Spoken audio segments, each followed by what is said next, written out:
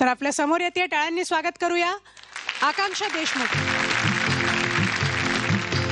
रात्री अर्ध्या रात्री, रात्री अर्ध्या रात्री, रात्री अर्ध्या रात्री, रात्री अर्ध्या रात्री.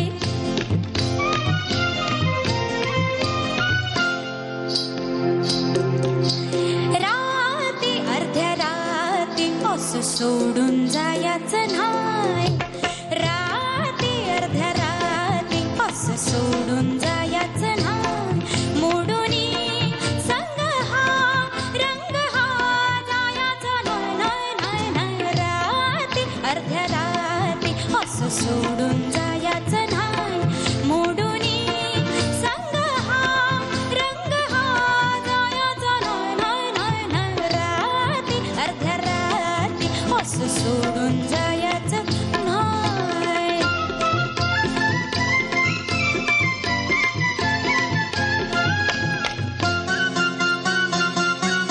जरा हसावं लाजावं खुलावं रडावं उगाच लटकं रुसून.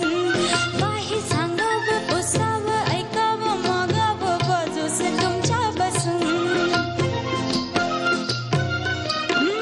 जरा हसावं लाजावं खुलावं रडावं उगाच लटकं रुसून. काही सांगावं पुसावं ऐकावं मागावं बाजूस तुमच्या बसून.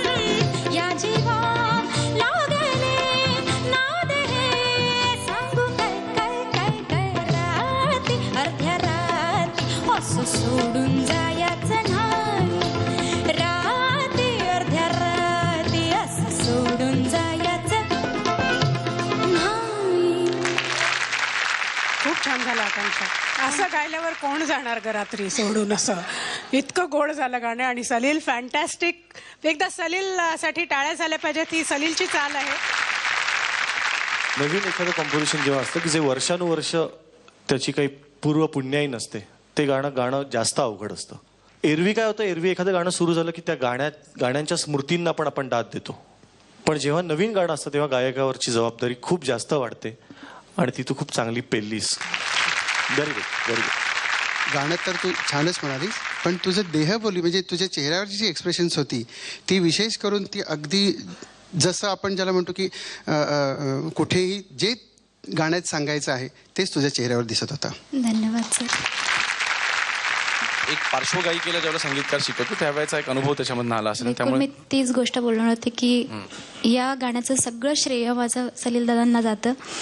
आणि त्यांचं इतकं अप्रतिम हे कॉम्पोजिशन आहे की मला म्हणजे असं वाटलं की हे माझं अहोभाग्य की हे कॉम्पोजिशन मला गायला मिळत आहे. आणि हे गाणं गाण्यास त्यांनी मला योग्य समजलं.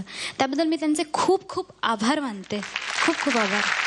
आणि तू ही गोष्ट कॉम्प्लिमेंट म्हणून देखील स्वतःला घेऊ शकतेस की एवढं अवघड कॉम्पोजिशन गाऊन घेण्यासाठी ती गायिका निवडणं आज त्याच्या ग्रुपमध्ये त्याच्यातनं तुझी निवड झाली. खरोखरच ही कॉम्प्लिमेंट घेणार की तू चांगली गायिका आहेस म्हणून तुझ्यावर त्यांनी एवढी मोठी जबाबदारी टाकली. नाहीतर हे सहसा देणार नाही कोणाला गाण्यात. धन्यवाद.